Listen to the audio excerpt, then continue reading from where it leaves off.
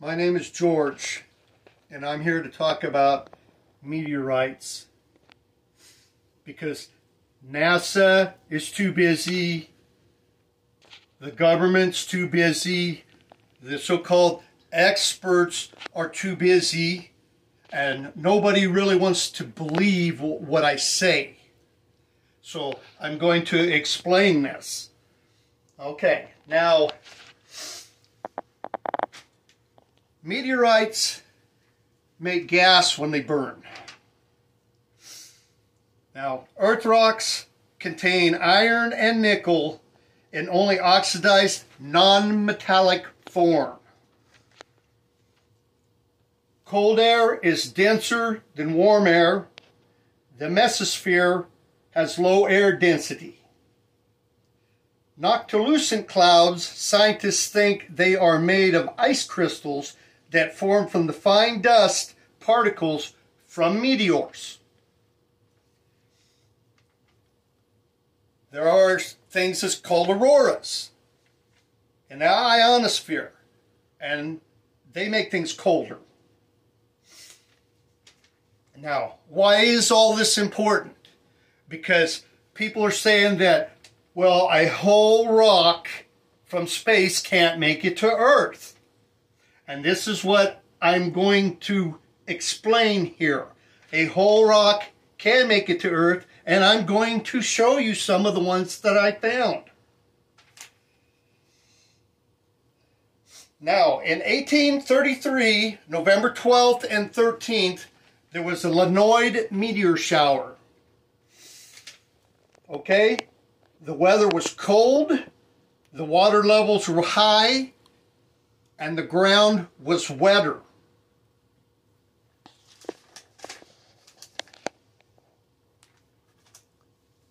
Now, the people that witnessed this, they reported falling stars.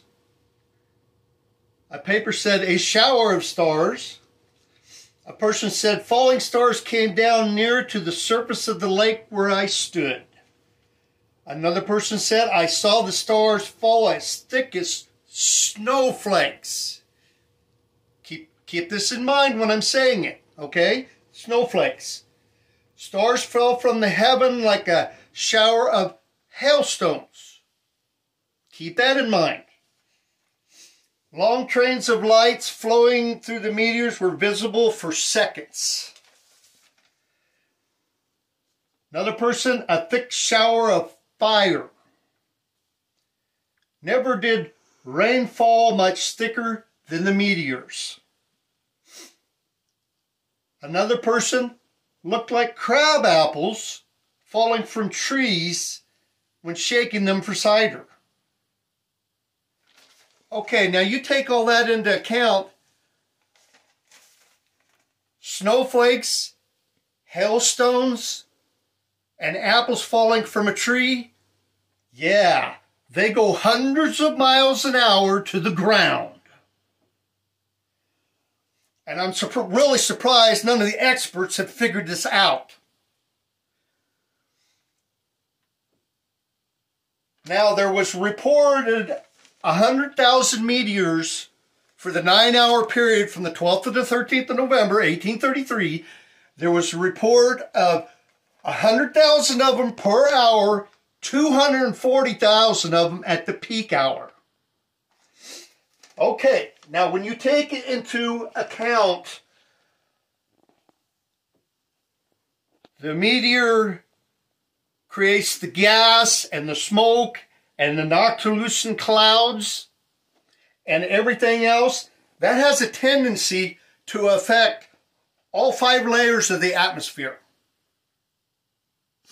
And the scientists at NASA will tell you this, their rocket launches affect the mesosphere, the spent rocket fuel, for 2 to 3 years.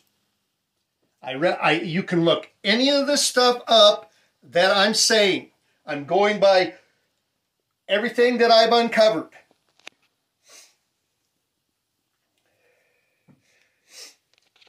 Now,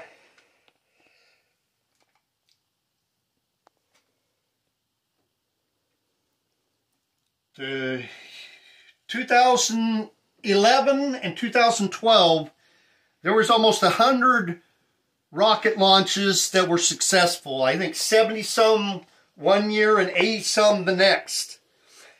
In 2013, the last rocket that was launched, South Korea launched the Naro rocket, and it was a successful launch. And that was on January 30th. February 15th of 2013 is when the Meteor came in over Russia, and it was a big one and exploded. The one that injured 1,500 people, damaged 7,500 buildings. Okay, well, how did a rock get that big through? And how is it we have 5,113 meteorite sightings in a 30-day period if everything's burning up in the mesosphere? They're trying to tell me that everything burns up. Okay, well, the space shuttle upon re-entry does not burn up. Okay? A lot of things depend, or a lot of things can alter things up there. Temperatures can alter things, make the atmosphere expand, and do this and do that, and make the air thicker or thinner. And the mesosphere is thick. That's why meteors burn up. They have a hard time pushing through there. Well, if any of that stuff that I said, which I think personally happened, it altered the density of the air in the two lower layers of the atmosphere, which would allow whole rocks to come down. And while they were going through the mesosphere, the noctilucent clouds were trying to put out the fire on them as they were burning, because it dropped the temperature even more. But nobody wants to look at this. Nobody wants to listen. Okay? With all that being said, I'm going to show you what I have. And then anybody can be the judge. They can call me a stupid idiot. My personal opinion, I think there is meteor right, meteor wrong, and there's meteor dumb. And what makes it meteor dumb is because nobody's ever looked for a whole space rock before. Because we're always told that everything burns up. Okay, well, if it burns up, why do we have meteorites? Okay, with that being said, we're going to go to my rocks. Okay, here we have a rock here. This rock here. Okay?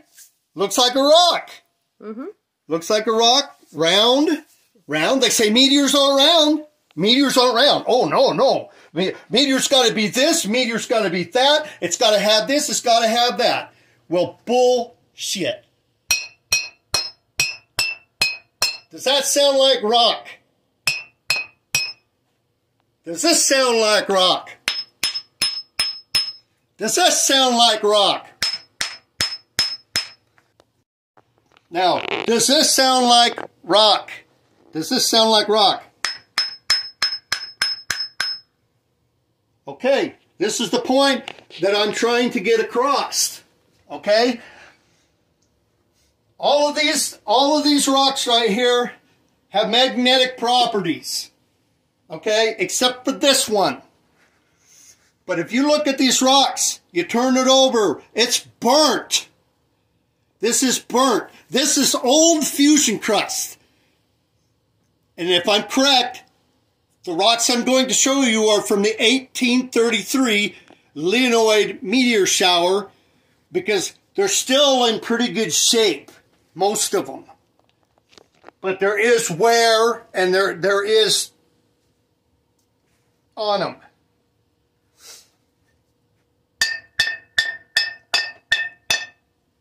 And none of these sound like rocks when you beat on them. Now, if you notice here, we have a somewhat white one. Okay, we've got red, but look at the red, look at this side. This side is burnt.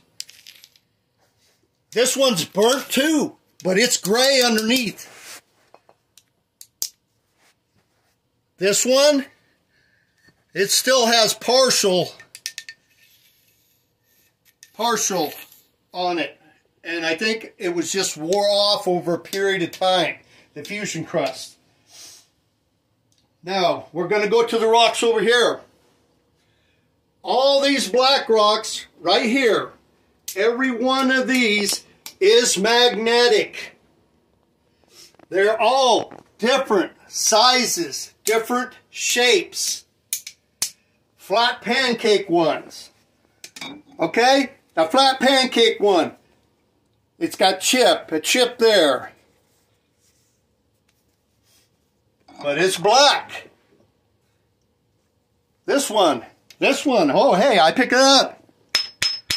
Hey, that's metal.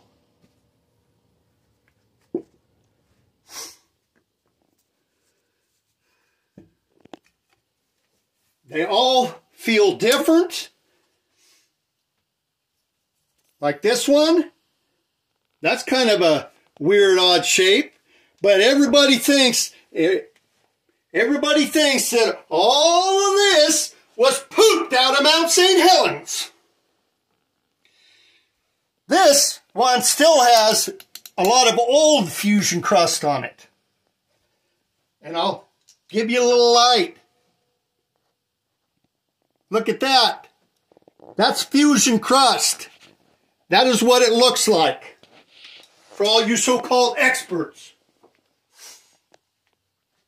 Look at this one. This one has flow lines in it. But no, it can't be a meteorite. It can't be a meteorite. It's got flow lines. It's magnetic. The fusion crust, most of it is wore off. There's still a little bit of black on there. But oh no, because it's round. Because it's round. We say it's not a meteorite because it's round.